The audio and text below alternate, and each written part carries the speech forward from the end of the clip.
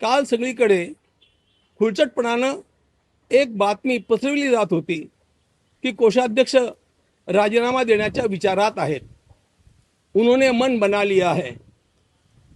असं म्हणायला कुठल्याही प्रकारचा आधार नाही. मी असं कधी म्हटलं नाही, मी असं कधी व्यक्त केलं नाही, मी असं कधी म्हणणार सुद्धा नाही. कारण मी छत्रपती शिवाजी महाराजांचा अनुयायी आहे. मैदान छोड़ करके भागेंगे नहीं, हम सारी समस्याओं को सुलझा करके रहेंगे, इतना ध्यान में रखना. माझ्या नावावरती संपूर्ण जीवनामध्ये एक वीटही नाही, हे नीट नोंदून घ्या. फक्त एक बँक अकाउंट माझ्या नावावरती आहे, त्याखेरीज माझ्या नावावरती काहीही संपत्ती नाही, कधीच नव्हती. महत्वाची गोष्ट अशी की कोषाध्यक्ष पदाचा राजीनामा मी द्यावा अशा प्रकारचं मी कधी ध्वनितही केलं नाही. तरी पण ही वार्ता पसरते आहे आणि म्हणून त्याचं स्पष्टीकरण लोकांना वेळेवरती जाणं आवश्यक आहे. अनेक लोकांचे मला फोन येऊ लागले, मेसेज येऊ लागले की तुम्ही असं का करताय. म्हणून मी स्पष्टपणे सांगू इच्छितो, अशा प्रकारचा माझा विचार नाही, तो विचार कधीही नव्हता. कारण ट्रस्टच्या सोबत उभं राहण्याची हीच वेळ आहे. जेव्हा संघर्षाची पाळी येते तेव्हा पलायन करणं हा आपला महाराष्ट्रातला स्वभाव नाही आहे. म्हणून मी ठामपणे उभा आहे आणि मी असाच ठामपणे उभा राहीन. माझा राजीनामा देण्याचा विचार नाही. सगळीकडे आलेली बातमी खोटी आहे आणि ती कोणीतरी खोडसाळपणानं पसरवलेली बातमी आहे. SIT ज्या पद्धतीनं चौकशी करते आहे, मी त्याच्याबद्दल समाधानी आहे. आणि आता तर हा उच्चतम न्यायालयामध्ये विषय गेलेला असल्यामुळे, सुप्रीम कोर्टात गेलेला असल्यामुळे मी अधिकच समाधानी आहे. तुम्हाला हा प्रश्न थोडा गडबडीचा आहे. त्यांचा राजीनामा जो आहे ना, तो त्यांनी स्वेच्छेनं दिला आणि न्यासाच्या संविधानामध्ये, घटनेमध्ये अशा प्रकारची तरतूद आहे की राजीनामा दिल्यानंतर तो मान्य करण्याची आवश्यकता नसते. तो दिला म्हणजे तो आपोआप स्वीकारला गेला असं होतं.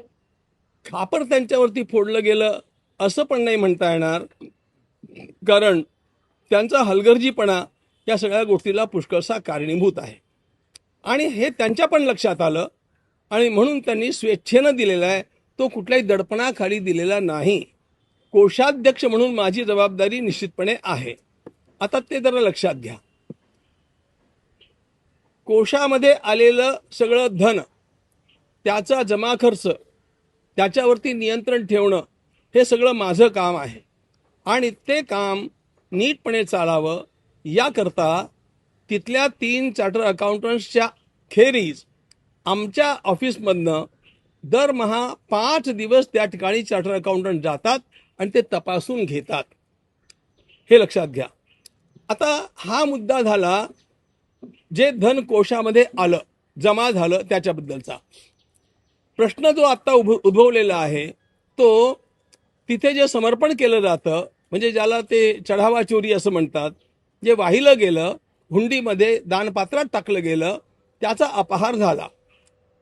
हा झाला हे खरं आहे, पण त्या गोष्टीशी, त्या क्षेत्राशी माझा आधीपासून काहीही संबंध राहिलेला नाही. याचं कारण पण असं आहे की समर्पण होणं दानपात्रामध्ये ही रोजची प्रक्रिया आहे. त्याची मोजणी होणं हे रोजचं काम आहे आणि तिथले स्थानिक न्यासी हे काम बघत होते आणि मी प्रवासात असल्यामुळे आणि महिन्याकाठी 1-2-3 दिवस मी तिथे जात असल्यामुळे त्याची जबाबदारी त्या लोकांनी स्वीकारलेली होती आणि ते बघत होते. आणखी पण एक महत्त्वाचा मुद्दा आहे. केवळ त्यांच्यावरती हे अवलंबून नव्हतं, तर SBIला हे काम सोपवलेलं होतं. हे काम MOU करून SBIला, स्टेट बँक ऑफ इंडियाला सोपवलेलं होतं. त्यांनी ते स्वीकारलेलं होतं. आत्ता तुरुंगात जितके लोक आहेत, हे लक्षात ठेवा, हे सगळे SBIचे एम्प्लॉईज आहेत.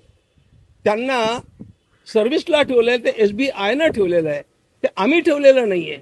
आता काय होतं, आपल्यातल्या काही लोकांनी हा चांगला मुलगा आहे, याला ठेवून घ्या अशी शिफारस केलेली असणार, ती केलेली पण होती. पण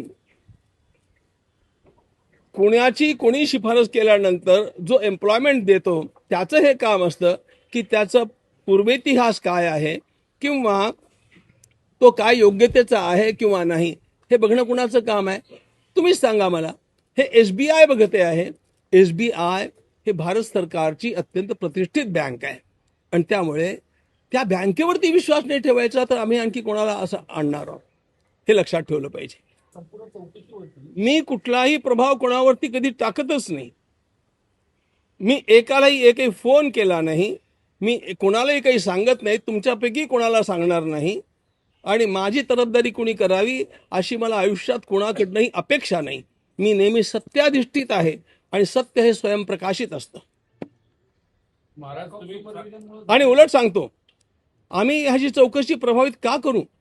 घडलेली जी गोष्ट आहे तो भगवान रामचंद्रांच्या सोबत केलेला गुन्हा आहे आणि त्यामुळे त्याची खंत आम्हाला आहे, त्याची वेदना आम्हाला आहे. त्यामुळे आम्हाला शर्मेनं मान खाली घालण्याची पाळी आलेली आहे आणि त्यामुळे अशा गुंड लोकांची चौकशी होण्याकरता आम्ही त्याला प्रभावित करणार नाही. गुन्हेगार कोणीही असो ते धरले गेले पाहिजेत, त्यांची शुद्ध चौकशी झाली पाहिजे आणि त्यांना अधिकात अधिक दंड मिळाला पाहिजे. ही माझी प्रांजळ भूमिका आधीपासूनची आहे आणि त्यामुळे या चौकशीला प्रभावित मी करण्याचा प्रश्न येतच नाही.